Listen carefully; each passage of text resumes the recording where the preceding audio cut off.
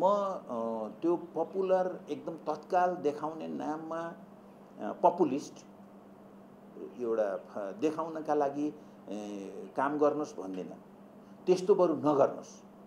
मैले त कृषिको व्यवस्था नयाँ आजको लोकतान्त्रिक गणतन्त्रको कृषि कस्तो हुन्छ भन्ने हामीले बनाएकै छैनौँ। वास्तवमा यही भन्ने गरेका छु। राजाले आफ्नो बनाएका थिए, बीचमा हाम्रो एउटा खास एउटा परिस्थितिमा त्यो खालको बन्यो। अहिले त लोकतान्त्रिक गणतन्त्र, समाजवाद उन्मुख, समृद्धि उन्मुख यो मुलुकको कृषि कस्तो हुन्छ भन्ने हो। 150 वर्षभन्दा बढ्ता हाम्रो चिया उत्पादनको इतिहास त्यहाँबाट सुरु हुन्छ। तर आज 157 वर्ष पछाडि हामी कहाँ छौँ? यहाँबाट हेरौँ हामीले, होइन? हाम्रा सम्भावनाहरू के छन् कसो छन् भनेर मात्रै नहेरौँ। हामीले यत्रो समय हुँदाखेरि पनि हामी किन पछाडि पर्यौँ भनेर हेऱ्यौँ भने मात्रै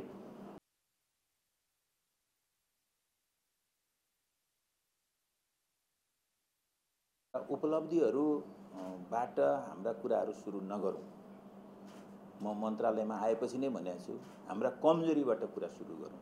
हामी आज कहाँ छौँ, हाम्रो हैसियत के छ, देशभित्रै हाम्रो के हैसियत छ र अरूको तुलनामा, अरू मुलुकको तुलनामा हाम्रो हैसियत के छ, यसलाई विचार गरौँ, यसलाई मनन गरौँ।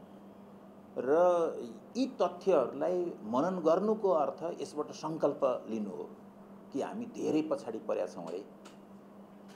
यो हरेक क्षेत्रमा हेर्दाखेरि, त्यो हाम्रो राज्यको सरकारको क्षेत्रमा, हाम्रा संस्थाहरू, हाम्रो निजी क्षेत्र, किनभने मुलुक भनेको धेरै, मुलुकको विकासको कुरा गर्दाखेरि चाहिँ कुनै एउटा मात्रै क्षेत्र पछाडि परेर मुलुक पछाडि पर्ने होइन, त्यो सँगसँगै हुन्छ सबै कुरा चाहिँ। त्यसो गर्दा हामी पछाडि छौँ, धेरै पछाडि परेका छौँ। हामीले धेरै समय व्यतीत गरिसकेका छौँ, उपलब्धि कम छ भन्नेबाट हाम्रो रिपोर्ट पनि सुरु होस्, हाम्रो छलफल सुरु होस्। त्यस पछाडि बल्ल यी कमीका कारण के हुन् भन्ने कुरा खोज्न थालिन्छ। नत्र भने हामीले सुरुमै हाम्रा उपलब्धिबाट सुरु गऱ्यौँ भनेदेखि हाम्रा कमीका तर्फ हाम्रो नजर जाँदैन, हामी आत्मलोचक हुँदैनौँ। हामीले नै गरेका कमीहरूका प्रति हामीले त्यसलाई ढाकछोप गर्ने प्रवृत्ति बस्छ। यसर्थ हामी हाम्रै कमीहरू उदाङ्गो पारौँ, त्यसलाई बाहिर ल्याउँ, त्यहाँबाट सुरु गरौँ। के बिग्रेको, के भत्केको, त्यसले हामीलाई दिशानिर्देश गर्छ भनेर मैले भन्ने गरेको छु। म आज पनि के भन्छु भने हामी चियाको हिस्ट्री हाम्रो 100 वर्ष बढी भयो। त्यो इलामको मैले पुरानो सबभन्दा पहिलो त्यो बगान हेरेको छु, होइन?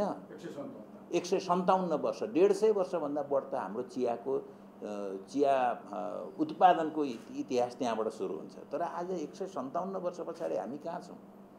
यहाँबाट हेरौँ हामीले, होइन? हाम्रा सम्भावनाहरू के छन् कसो छन् भनेर मात्रै नहेरौँ।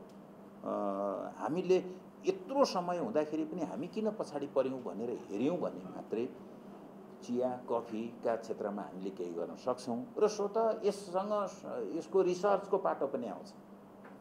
हाम्रो नार्कले गर्नुपर्ने काम कति भएन। अरू मुलुकका राष्ट्रिय अनुसन्धानहरू, खास गरी कृषि अनुसन्धानका संस्थाहरूले कति काम गरे, तिनी कहाँ पुगे, हामी कहाँ पुग्यौँ, किन यस्तो भयो भन्ने हिसाबले हामीले हेर्नुपर्छ होला भन्ने लाग्छ। र जे होस्, यहाँबाट हामी सुरु गरौँ। यसरी सुरु गर्दाखेरि चाहिँ हाम्रो चिया क्षेत्र, चिया कफीको क्षेत्र किन पछाडि पर्यो भन्ने विषयमा यसलाई त्यो तहमा हामीले मनन गरौँ, त्यो साइन्टिस्टहरूले पनि गरौँ, हाम्रो प्रवर्धन गर्ने हाम्रो संस्थाले पनि त्यो गरोस्, र निजी क्षेत्रले पनि हाम्रा आफ्नै कमीहरू पनि के हुन् भनेर हामीले हेरौँ। मैले भने नि, राज्यले नै त्यो गर्नुपर्छ, सरकारले त्यो गर्नुपर्छ, सार्वजनिक संस्थाहरूले त्यो गर्नुपर्छ र निजी क्षेत्रले पनि त्यो गर्नुपर्छ। यसो भयो भने हाम्रो एउटा सँगसँगै समस्यालाई बुझ्ने, मनन गर्ने र त्यसलाई फेर्नका लागि सङ्कल्प गर्ने एउटा आधार तयार हुन्छ, एउटा मनोवैज्ञानिक आधार तयार हुन्छ, हाम्रो एउटा भावनात्मक एउटा आधार तयार हुन्छ र हामी अगाडि बढ्ने बाटो हुन्छ। यसका लागि म तपाईहरुले आज दुईटा उसले जसरी नार्क र हाम्रो चिया कफी विकास बोर्डले चाहिँ जुन सम्झौता गरेका छ, यो सम्झौताका लागि सम्झौता आउने वर्षदेखि यसले रिजल्ट देखाओस्, आउने वर्ष नै यसले रिजल्ट देखाओस्। र म त्यो पपुलर एकदम तत्काल देखाउने नाममा पपुलिस्ट एउटा देखाउनका लागि काम गर्नुहोस् भन्दिनँ, त्यस्तो बरु नगर्नुहोस्। यसलाई के व्यवस्था हो, आधारभूत यसका कारणहरू के हुन्, त्यसलाई समाधान गर्नका लागि कसरी काम गर्न सकिन्छ भन्ने कुरा हामीले अहिले व्यवस्था बनाउने हो। मैले त कृषिको व्यवस्था नयाँ आजको लोकतान्त्रिक गणतन्त्रको कृषि कस्तो हुन्छ भन्ने हामीले बनाएकै छैनौँ। वास्तवमा यही भन्ने गरेका छु, राजाले आफ्नो बनाएका थिए, बिचमा हाम्रो एउटा खास एउटा परिस्थितिमा त्यो खालको बन्यो।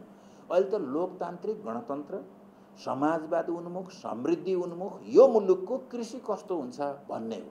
यसभित्र हाम्रो चिया कफी कसरी विकास गर्ने हो भन्ने कुरा राख्यौँ भने हाम्रो लक्ष्य पनि प्रष्ट हुन्छ, गतिविधि पनि प्रष्ट हुन्छ र हाम्रा सबै क्षेत्रका त्यो सार्वजनिक, सहकारी, निजी यी सबै क्षेत्रका दायित्वहरू पनि निश्चित हुन्छन् भन्ने मलाई लाग्छ। यसका लागि म शुभकामना दिन्छु। यहाँहरू आउनुभयो, प्रबुद्ध मानिसहरू आउनु भएको छ, यस क्षेत्रका असाध्य दिग्गजहरू आउनुभएको छ, म उहाँहरूलाई स्वागत गर्छु र तपाईँहरूको साथ समर्थन यी हाम्रो यो चिया कफी विकासको अनुसन्धानमा, यसको विकासमा यी दुईटै क्षेत्रमा तपाईँहरूको रहेको छ। तर फेरि पनि हामी धेरै पछाडि छौँ, यसर्थ यसलाई कसरी अगाडि बढाउने भनेर सबैले ख्याल गरौँ, यही शुभकामना दिन्छु। हस्, धन्यवाद, नमस्ते। चिया तथा कफी विकास बोर्ड, यसपछि प्रथम पक्ष कीर्तिपुर काठमाडौँ र नेपाल कृषि अनुसन्धान परिषद, यसपछि दोस्रो पक्ष सिंहदरबार प्लाजा काठमाडौँ बीच चिया तथा कफी विकासका विविध क्षेत्रमा वैज्ञानिक अध्ययन, अनुसन्धान र नवप्रवर्तन गरी उत्पादकत्व र गुणस्तरमा वृद्धि गर्दै अन्तर्राष्ट्रिय बजारमा निर्यात गर्न बढी प्रतिस्पर्धी बनाई विदेशी मुद्रा आर्जन गर्दै देशलाई आर्थिक समृद्धि हासिल गर्न तपसिल बमोजिमका कार्यहरूमा सहकार्य गर्न दुवै संस्थाको तर्फबाट हस्ताक्षर गरी एक प्रति बुझी दियौँ। तपसिल 1, नेपाली माटो तथा हावापानी सुहाउँदो चिया तथा कफी उत्पादन तथा प्रशोधन प्रविधिको विकास गर्न अनुसन्धानात्मक कार्यहरू गर्ने। 2, उच्च गुणस्तर भएको, धेरै उत्पादन दिने र रोग किरा सहन सक्ने नेपाली चिया तथा कफीको नयाँ जात उन्मोचन गर्न अनुसन्धानात्मक कार्यहरू अघि बढाउने। 3, नेपालको चिया तथा कफी विकासका क्षेत्रमा देखा परेका तथा भविष्यमा पर्न सक्ने विभिन्न रोग, उत्पादन र उत्पादकत्व लगायत समस्याहरूको समाधान गर्न विविध पक्षमा अध्ययन अनुसन्धान गर्ने। 4, चिया तथा कफी विकासका लागि आधारभूत बेसिक एवं प्रायोगिक अप्लाइड दुवै किसिमका अध्ययन तथा अनुसन्धानहरू गर्ने।